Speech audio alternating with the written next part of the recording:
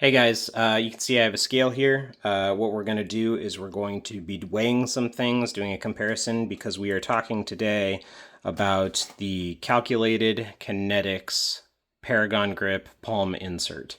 So the reason why we want to weigh this is because this is a steel insert that goes into the back of the back strap of the firearm, so it should balance out your firearm a little more, give it a little bit more weight in the back. So this is going to require a permanent modification to the firearm. So I am going to show what I'm going to be doing to do that, and we're going to try to get it done here on video.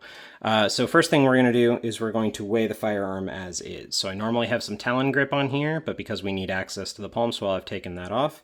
We're going to put this on the scale, and it comes out at about 1 pound, 13 ounces, and 13.2 ounces. Okay, so I did weigh the spare tape somewhere around here, but it was 0.01 ounces. So we're going to end up putting the tape back on, but that's with the TLR-7X, the black steel gas pedal takedown lever, the EPS carry, and the firearm itself. There's no other modifications to this. So here we go. We've weighed it. We're going to do a safety inspection because we're going to be taking stuff apart. Physically, visually inspect the chamber, drop the slide, pull the trigger in a safe direction. And now that we've done that, what we're going to do is we're going to take out what's called the frame tool. So the frame tool is this little piece here, and this holds the entire grip together. So we're going to take that, and we're going to start taking this apart. So here's our palm swell insert. This is the regular. It's just stock and doesn't have any added bulge to the back of it. And then this plastic insert here holds the frame tool, all right?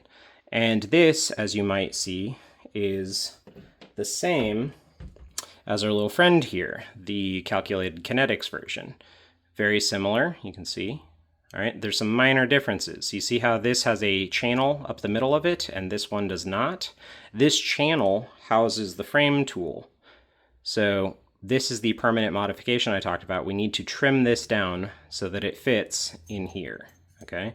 So if I put that in, you see it gets stuck right there. That's because there's no channel for this portion to go into. So we're gonna risk it. We're gonna do a permanent modification to our firearm, but first we're gonna do our weigh. So I had seen that this is advertised as about 2.4 ounces, so hopefully that reads on the scale. We're gonna put this on here first though, to see what we're losing. About 0.4 ounces. So we're, in theory, going to add about 2 ounces with this thing. And we're sitting there pretty comfortably at 2.3. Hopefully that's 2.3999 or something, so we want to be close to that 2.4. Okay, so I'm going to put this in the way it would go. So it's just the regular installation that you would for the polymer version, and it sits nicely there. And then we take the back strap, and the back strap goes in the opposite way. And there's this flared lip that we want to tuck this portion into. And then there's this nodule right here that's going to go into this hole. Okay, so we just pop that in there, and we pop that. And then as long as you've gone under that flared lip, whenever we put the frame tool on, it should hold there nicely. Okay, so here's the frame tool. And the video on the calculated Kinetics website says we need to turn this into the frameless tool. And so I've got another tool here, just a pair of pliers. And what we're going to do is we're going to try to break through this. It is metal, so hopefully I can break through it. Oh, that's pretty hard. Okay. Well, if that's the case, I have one more option. Okay. So I've got the hacksaw. We're going to move over here and do it so I don't break it. So I apologize for doing this off camera.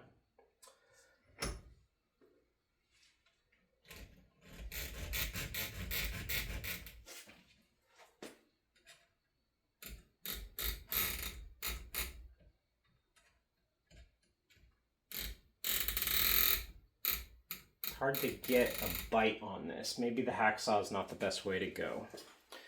We're going to figure out something though, I promise you.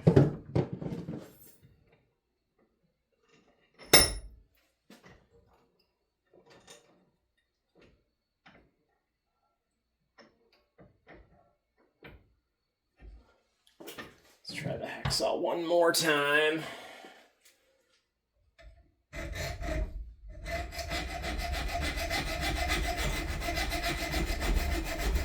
There we go, it's biting.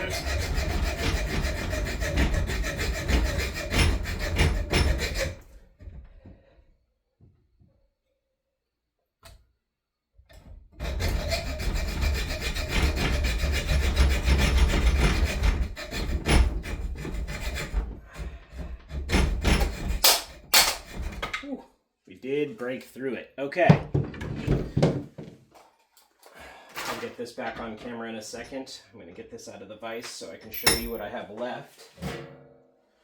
All right, so what I have left is now my frameless tool. And here's the bit on the end. So I think what I'm going to do is I'm going to call Smith Wesson, see if I can order this piece again, just so that I have the original piece so I can put it back in if I desire. But here's what we're going to do. We're just going to insert this back the way we normally would and twist. And there we go. It's installed. And you can see it's a little heavier. So what did we have? We had 1.13.1. And now we have 1 pound, 15 ounces, 0.1. So that makes about sense. It's the 2 ounces. Okay, so we added 2 ounces to the firearm. Feels a little more hefty. Yeah, I like it. And the frameless tool seems good. And I'll do a few checks with my magazine. Here, I just want to show this on screen as well. As long as we're doing this, I want to show everybody that I don't think I permanently damaged this in any way. So if I wanted to reinstall my polymer, we're just going to pop the polymer back in there for a second. And then we'll put the back strap back on. And I believe that even in the polymer version, still works and functions, okay? So it's a little more loose in terms of how that wiggles, but with a magazine in, that'll stay nice and flush, and it's not coming out anytime soon.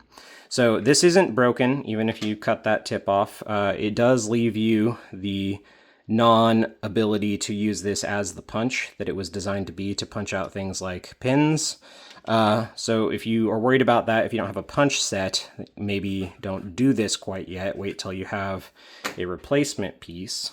But you can see that this installation is pretty fast, pretty easy to do.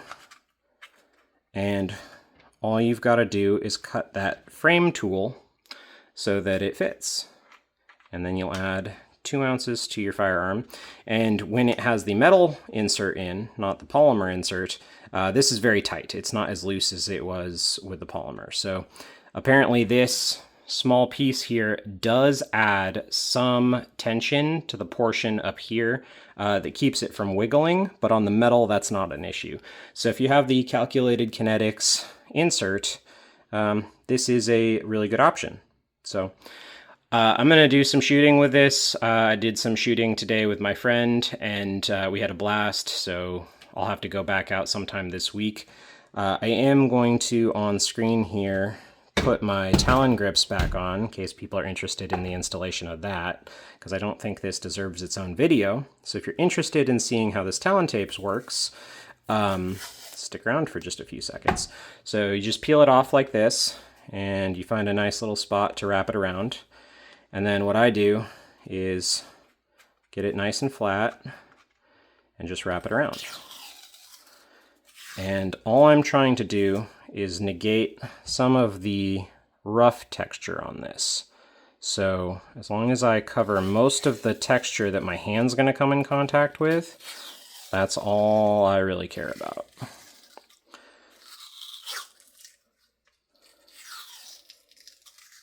And then I kind of want this to end right there at the front. So I'm going to leave that hanging right there. Take some scissors, get a nice clean cut, and then just flatten it out with your thumb. And so what this will do is it gives you a nice, clean, grippy surface to grip onto that negates some of that hard surface. And that'll also hold your palm swell on if you're worried about the modification you just did being loose or anything like that. So there we are. There we have it. And final weight, now that we have Talon grip on, because like I said, I did weigh it and it was 0.1. Come on.